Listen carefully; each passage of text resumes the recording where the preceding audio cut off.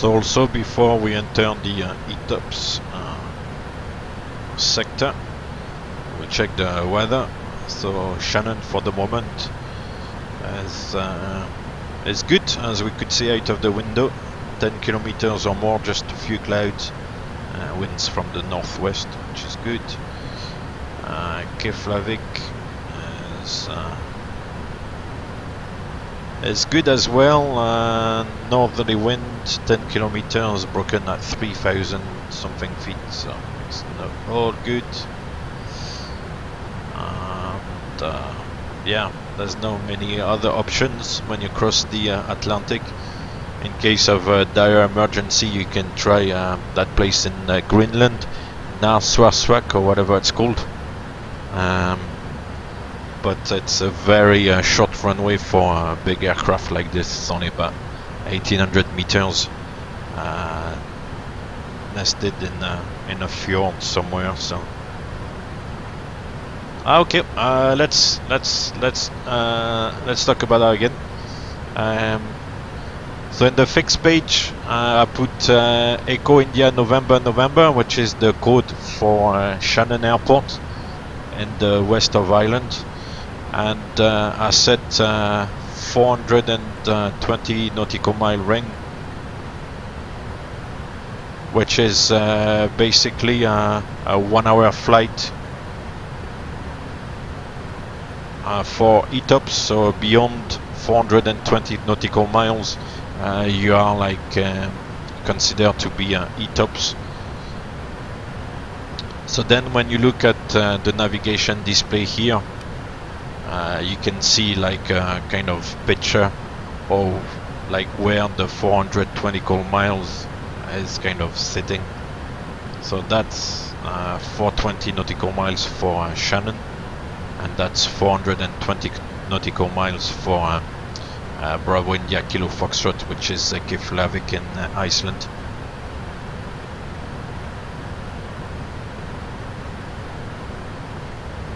Options maybe.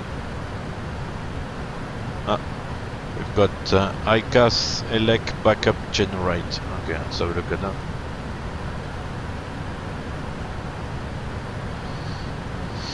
that. So ELEC backup generate checklist. Let's have a closer look. Condition: the backup generator has failed. Attempt 1 reset only. Right backup generator switch off, then on. Let's have a look up there. The backup off, then on.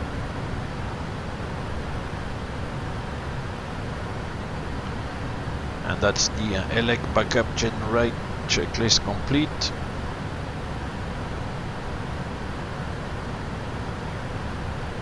So the checklist didn't do anything really. So we'll review the ICAS ELEC backup generate, still here. We can cancel the ICAS. We've got status as well, which is probably also, yeah, the ELEC backup generate. Okay. Fair enough. So the right backup generator is kaput. We can have a look at the electrics. Hey, thank you very much for the follow. This time I'm not gonna miss it. KKG 9690 Alpha. Welcome on board, sir.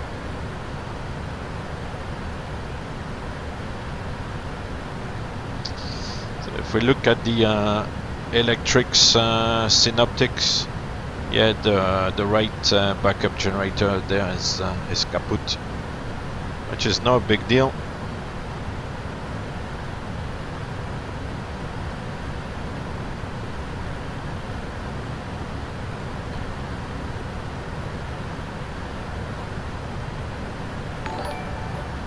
Hey, thank you very much. Welcome on board, Mitch. Welcome to the stream. So yeah, the backup generator, as you can see, is not doing much. Well, it's just the backup. So we've got the 2 generators, one in each engine, and they feed the main bus here, which then in turns feeds the transfer buses. So all good, no major worries. We check the MEL as well to see if it's got any implications for ETOPS, just in case. But we are now in flight, so it's not really a big problem. Yeah, we've got a bit of a headwind, and the wind has actually increased a little bit. So let's see what happens. We're gonna enter at Dougal there, decimal 84. So that's gonna be interesting. So by this stage, obviously, we would need to have our oceanic clearance. Otherwise, then you can't really enter oceanic airspace above all Shanwick. You can enter Gander without an oceanic clearance, or like Reykjavik in Iceland, or all the other oceanic areas, but Shanwick you need absolutely clearance before entering Shanwick, so you would need by this stage to have oceanic clearance, otherwise you would need to kind of circle around. Seaburn dummy, Captain.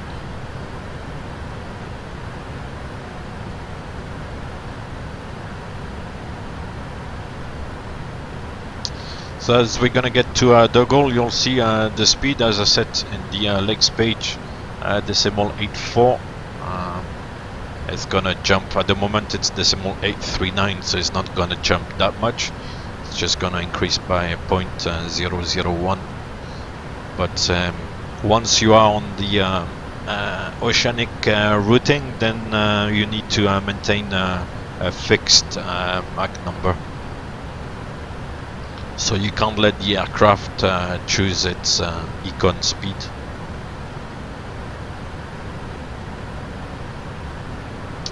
Right. So we're just turning at Dougal.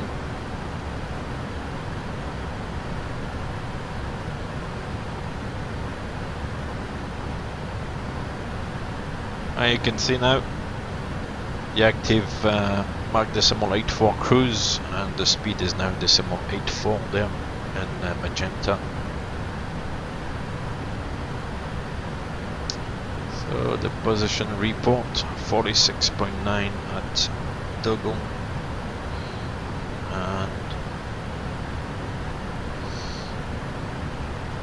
and Bananas 007, 2 seconds, I'll get back to you. I'll just check the fuel.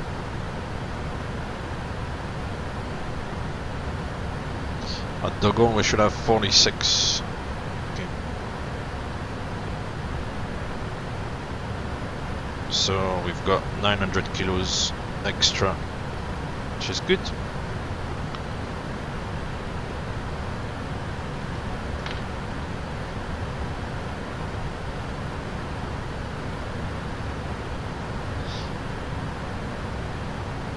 So after requesting the oceanic clearance on data link, you would also go to ATC here, and then that's the kind of CPDLC menu would open up. You would log on to Shanwick, which is the logon code is Echo Golf Golf X-ray, and then basically you establish communications through CPDLC, which is almost like I guess sending text messages with your phone, and at the same time as you connect CPDLC, you also connect with the ADS, and the ADS would transmit your position, all the reporting points, and also some ATC stations as well. I'm not sure about Shanwick. They can also follow you almost in real time, so that's quite good.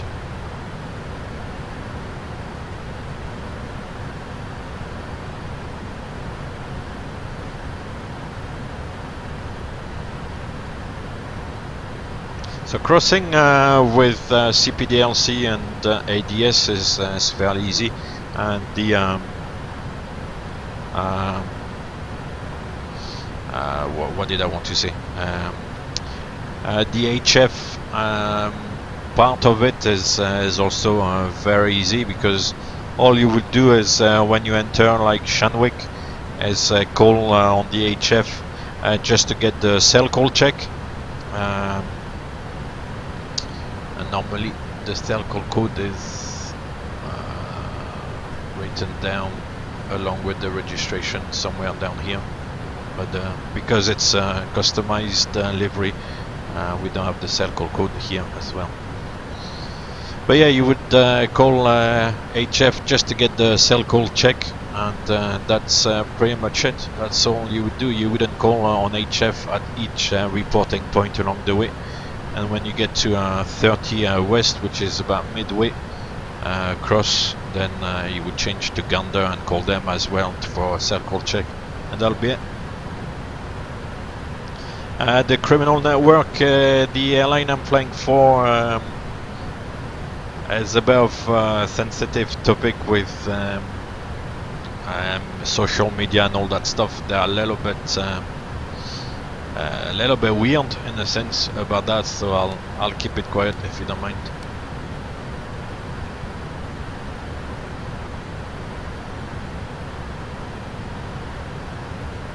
Yes, I am French indeed. I can't really hide it.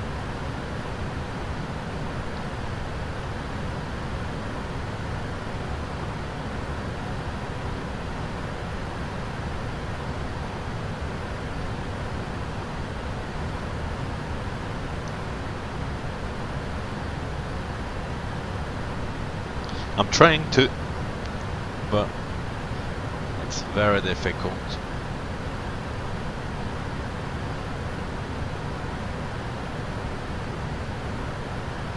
So as I said earlier on, when we check the weather for Shannon and for Keflavik, before entering the ETOPS, you would check the weather just to make sure.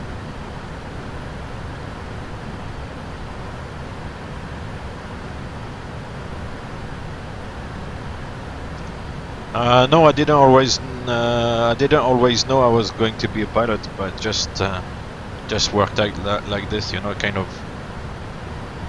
The idea came later on.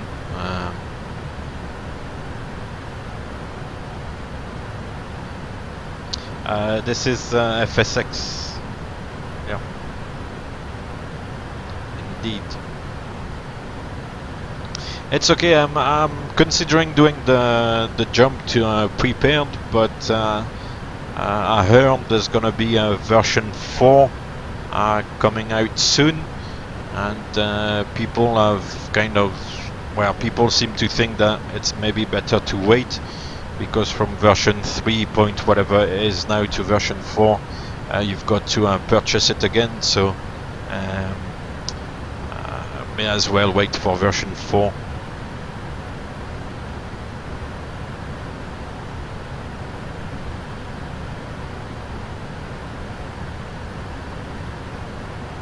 Glider is good fun. I never tried gliders actually. I'll be curious to try.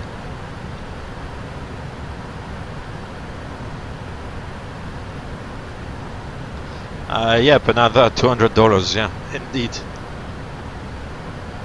Plus all the add-ons and all, because the PMDG 777 as well.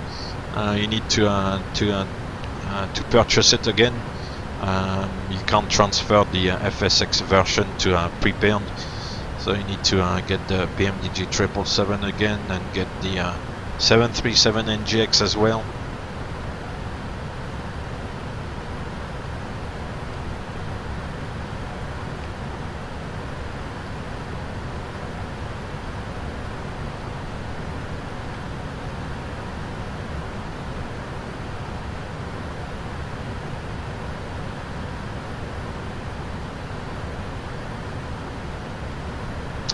Yeah, I need to look at Active Sky 2016 actually, because I'm very pleased with Active Sky Next.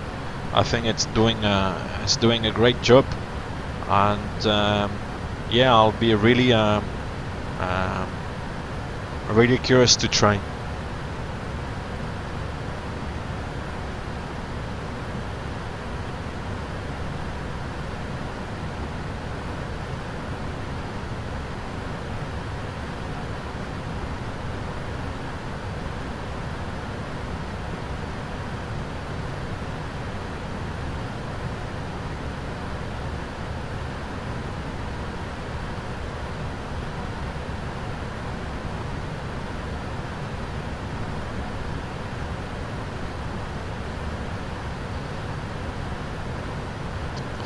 So the PMDG is gonna work.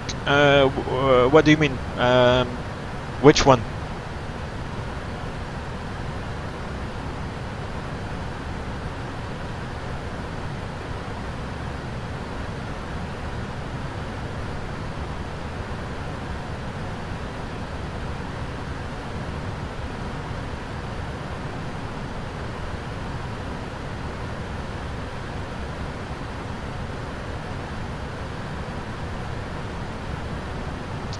No, I didn't go to. I didn't go to it. I kind of did the training myself at the time.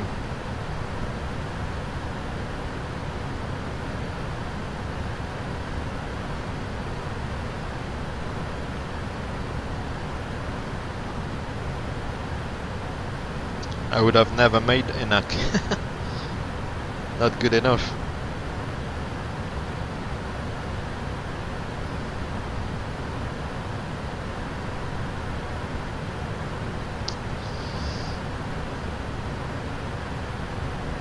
And the low-level mist effect. Wow, that must be cool. Okay, so you can use a tool to install the 777 and the NGX into FSX. So the prepared version you can put, well, you can install in FSX as well. That's what I understand. Okay.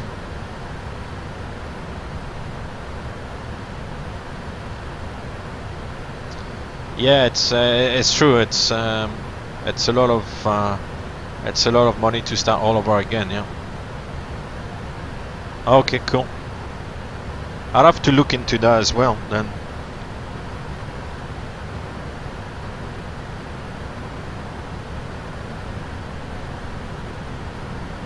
There's so many options, so many add-ons, so many things you can get. It's hard to keep track of all these good things.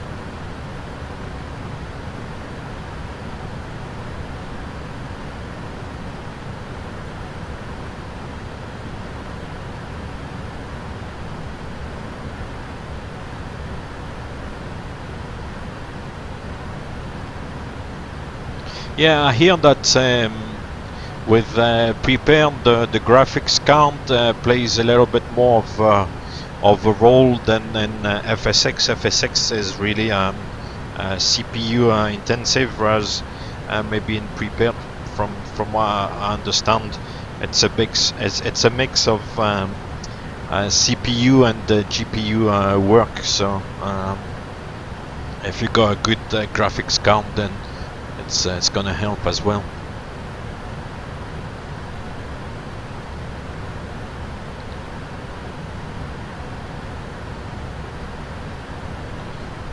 No, I don't know when the FS Labs 320 is gonna be released.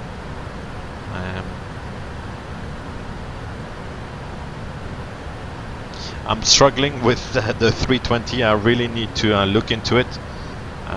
Some of you might know I have the Aerosoft 3, 18, 19, 20, 21, and yeah, I really need to get my head around it, but I find it quite interesting.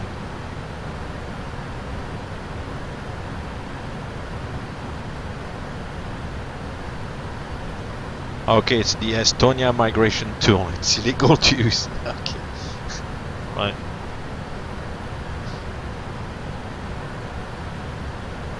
So no comment then.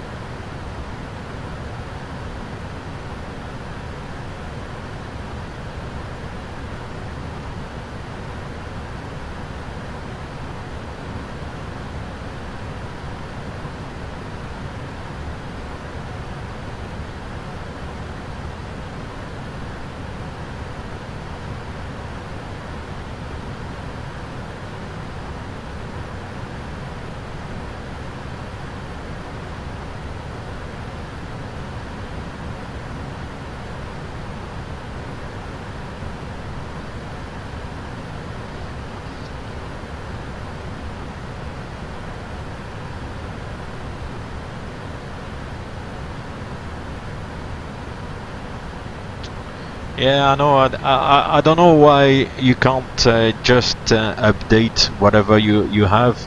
You know, you purchase it once and then you just update it. You know, every time you've got to kind of keep going. Yeah.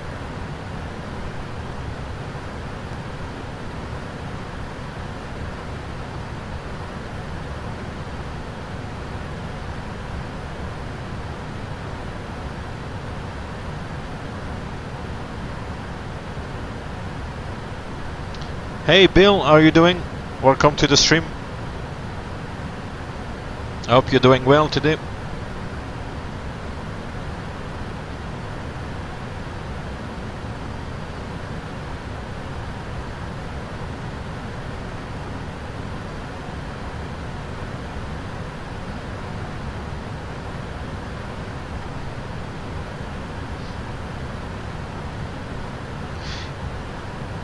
I mean, I never really looked into the previous versions of Prepared.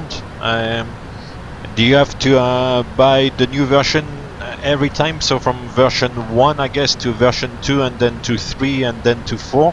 How does it work? Yeah, long time no see. It's as I mentioned in the update video. Time is kind of a little bit of a rare thing to have for me at the moment. So, but today I've got a bit of time, so here I am.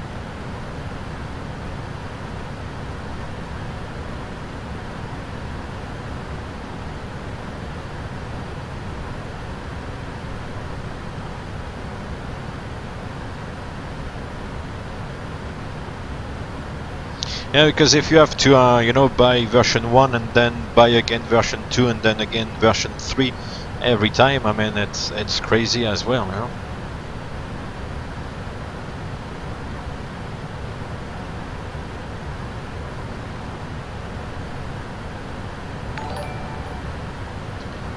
Thank you very much for the follow, the Criminal Network. Welcome on board.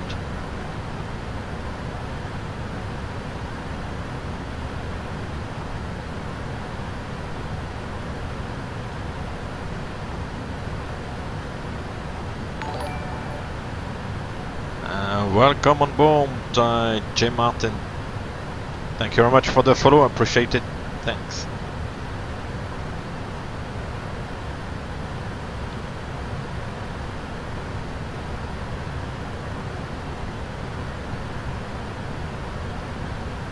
Okay, cool. So at least when you upgrade to version 4, you have some sort of discount, which is good.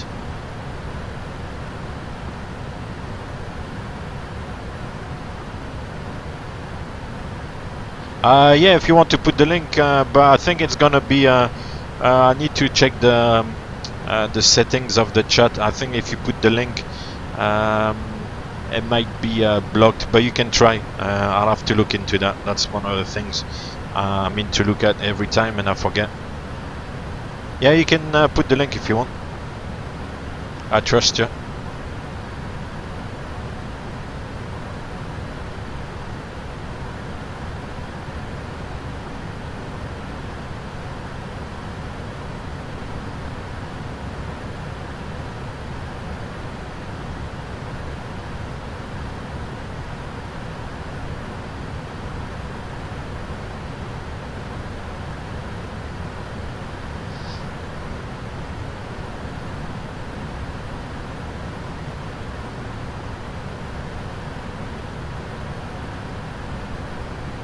Yeah, and I really need to try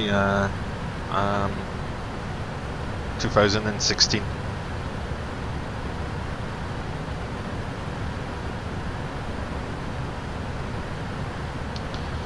Because obviously it's an improvement on Active Sky Next, and Active Sky Next is already very, very good. So position reports. 10, 10, 10, 11. Oh, still 5 miles to go. Okay.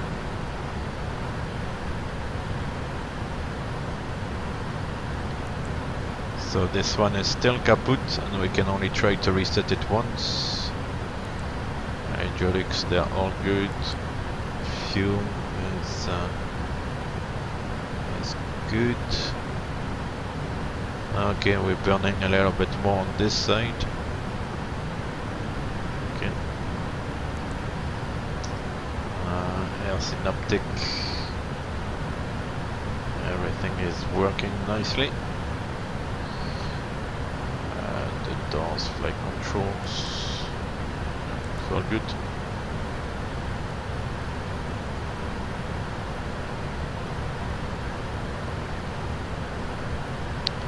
So there was an increase in the wind a little bit, the speed increased here. Oh well.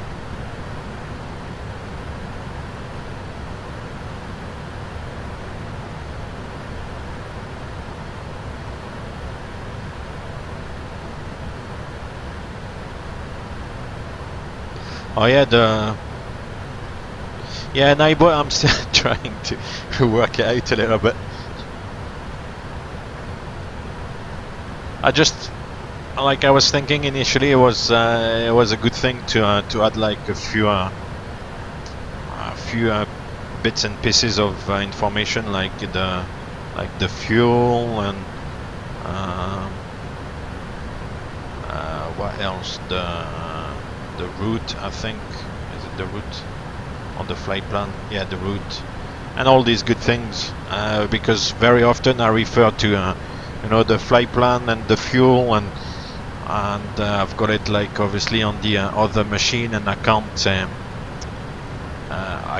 stream the other machine, so because I only have one screen on the main machine, and then on the laptop there obviously I can't stream that as well. So I always refer to that, but there's no information on the actual stream about it, so that's why I thought I would use the bot, but yeah, still early days.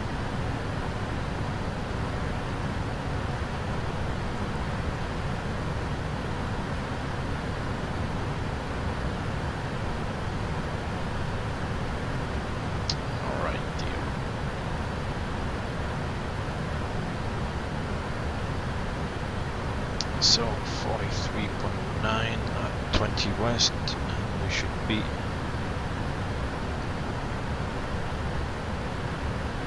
okay. And you need to get ASCA as well. Okay, no problem. I'll definitely look into that. 20 west, the fuel should be 42.9. Is that 42.9?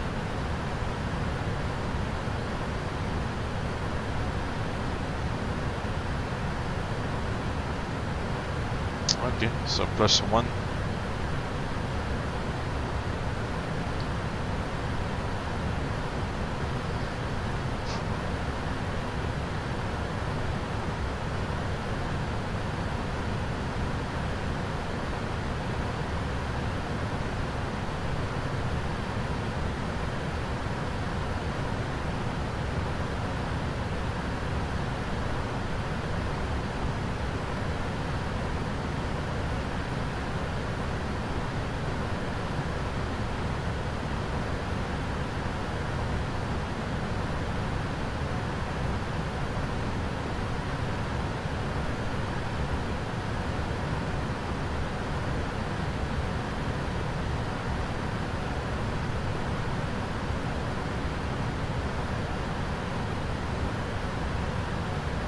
Hi, Jack Rock at Mine Aircraft.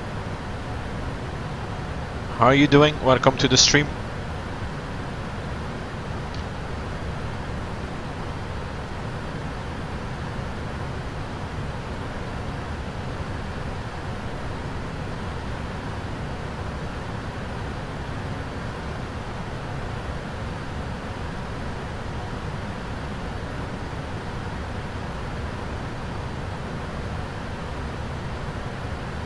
Sorry guys, I was looking at the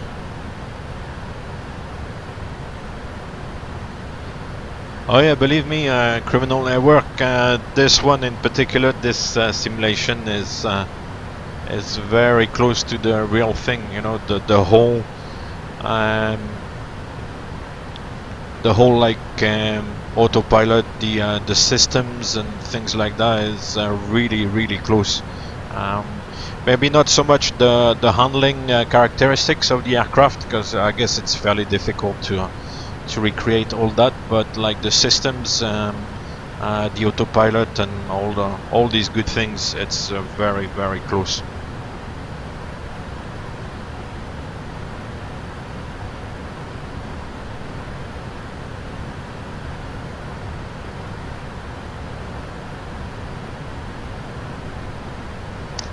So at this stage we can look at the alternates. Got Shannon, Belfast, Dublin. So for the moment we're looking at going back towards Ireland. If we put Keflavik, yeah, it's an hour and 10 minutes away. Jeez. Cool. Shannon was a little bit closer.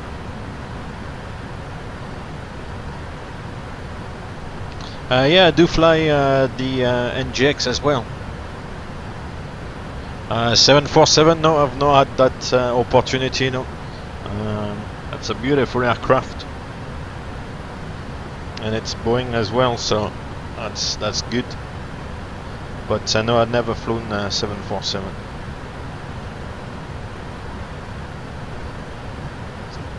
The sounds for the 777 are not too bad when you actually spool up the engines and then apply the takeoff thrust. The sound is actually quite good. The engines do sound quite authentic. Hey, TUI 737 pilot, hi, how are you doing today? My day has been good so far. So far, so good. Can't complain.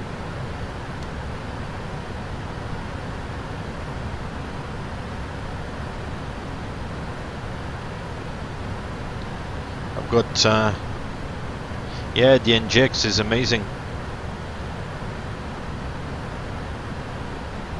It's really good. I kind of alternate, NGX, 777. But yeah, the NGX is great.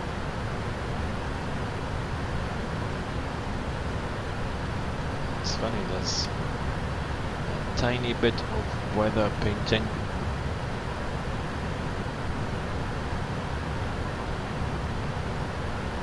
Yeah, there's a tiny bit of weather painting there. It's funny.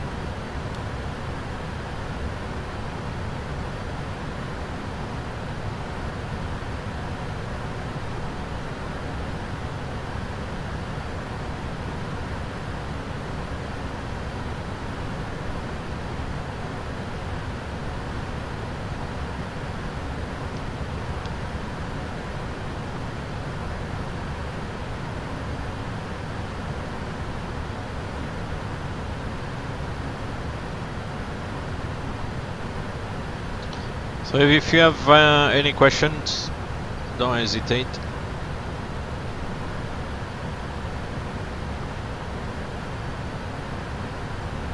At the moment we're just flying along.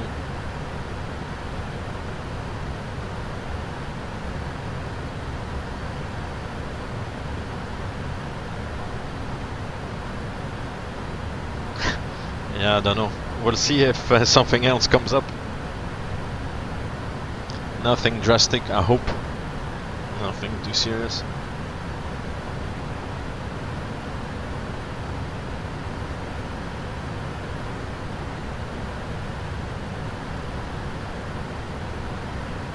Oh, it's been a while.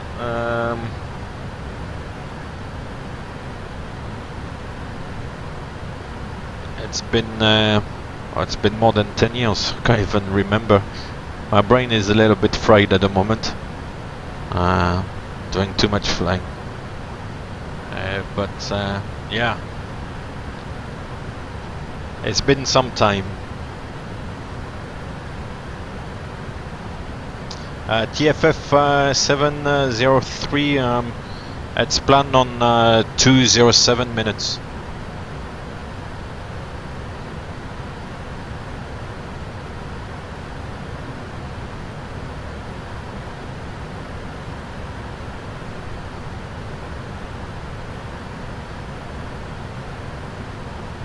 Yeah, with the GE engines, you can go up to 207 minutes, which is a long way, actually. Wow, these clouds are amazing, actually. Let's have a look outside. Yeah, you've got this little layer there. Wow, got that upper layer here, and then all these little wispy clouds. Amazing.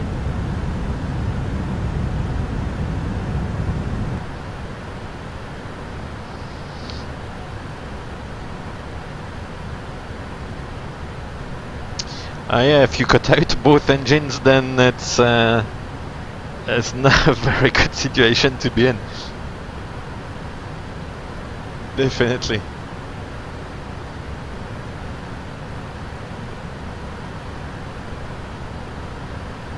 Hopefully none of that today, because otherwise it's basically game over.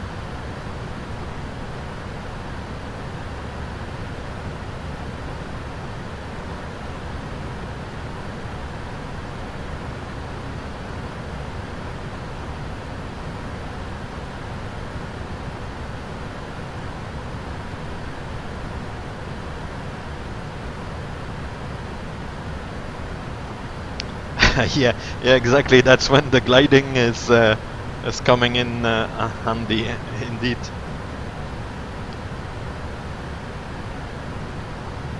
Then all you do is you become a giant glider. Yeah, that would be terrible, actually. That's something I don't really want to think about, to tell the truth.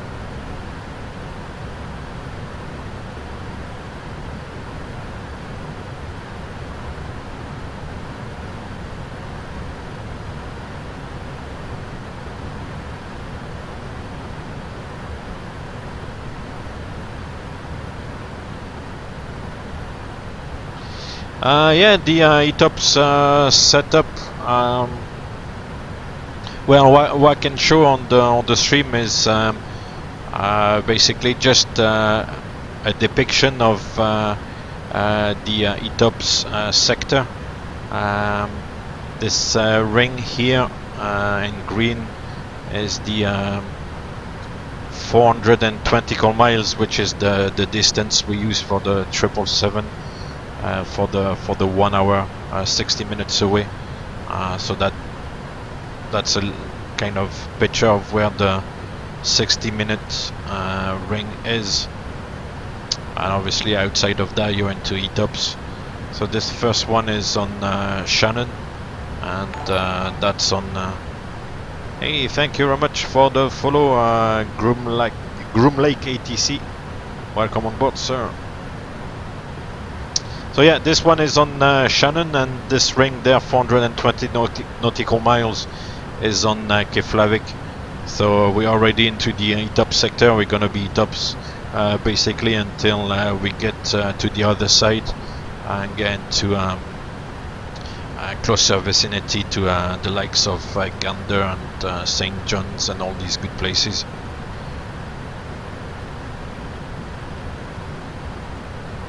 So ETOPS is really like a planning exercise. On the aircraft, once you're in the air, you would just put the rings like this for like just to depict and have some sort of idea of where you are. But once you're in the air, it's really just like flying normally.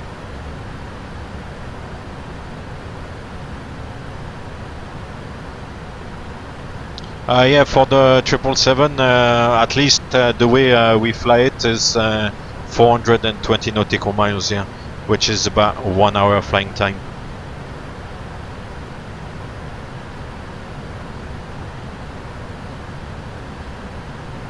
for any twin engine aircraft, after 60 minutes flying time from a suitable airport, then you need to be ETOPS certified. So initially they could only fly within 60 minutes of an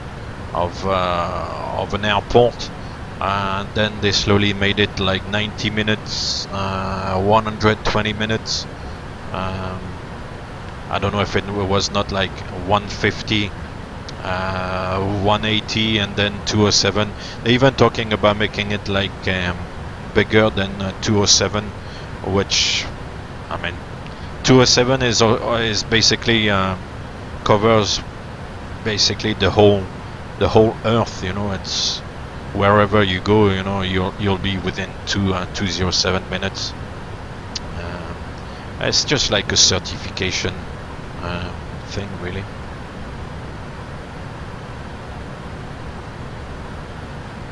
Oh, thank you very much, Criminal Network. Thank you very much. Yeah, it's on YouTube. It's a mix of tutorials and approach videos, and some of those Twitch flights as well, which are put in there in due time.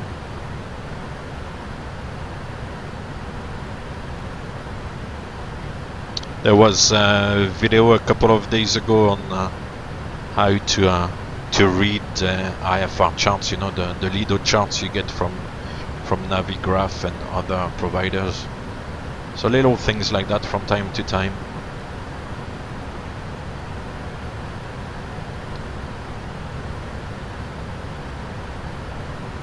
Oh, cool. Yeah, I've started with Sims, to tell the truth. That's what kind of got me into it. I'm sure you're fine.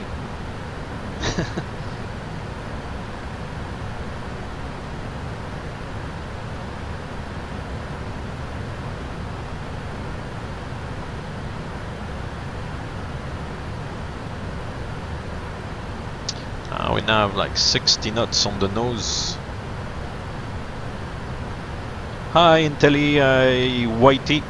Intelli Whitey, how are you doing? Welcome to the stream.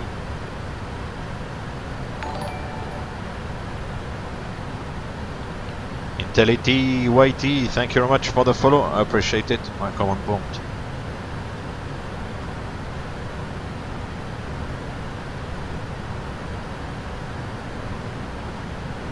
Oh, cool. So how did it work? Was it the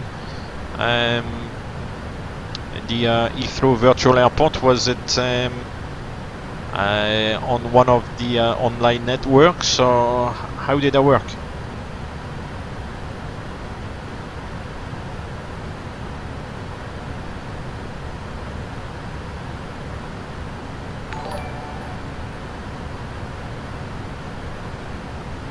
TFF 703, thank you very much for the follow. Thanks, my man. Thank you very much. Welcome on board.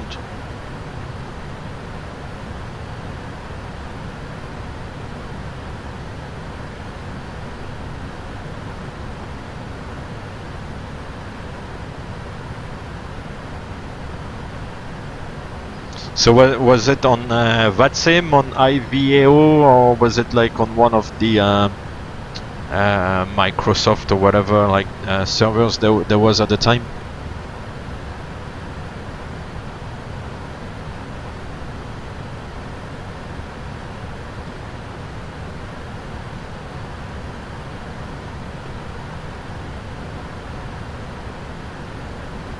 $90 flights a day or more. Wow.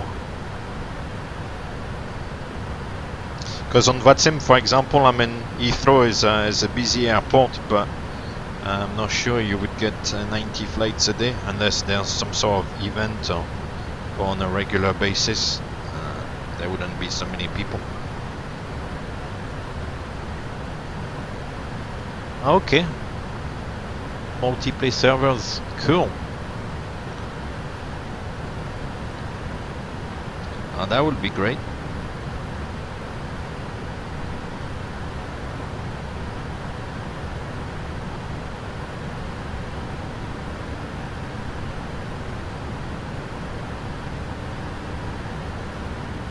So you don't do it anymore?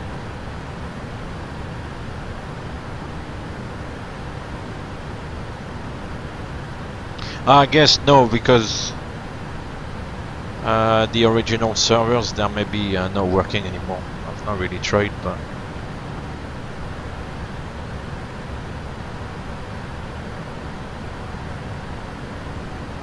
yeah, yeah, that's a shame. You had the limit.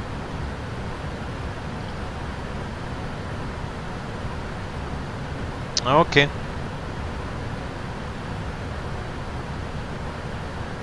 Was it getting too much, or you didn't have enough time to run it, or what made you close it?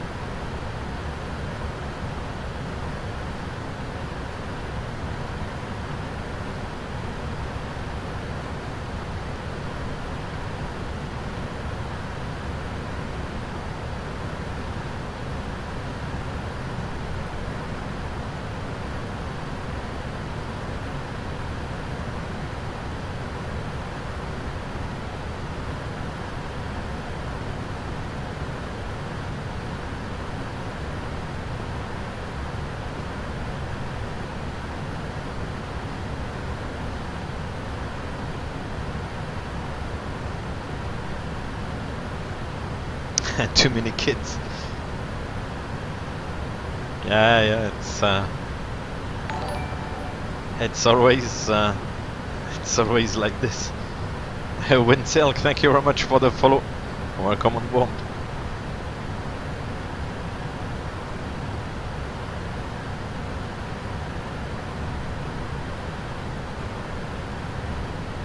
Bye bye, thank you very much for the visit, Windsilk. See you soon. Take care.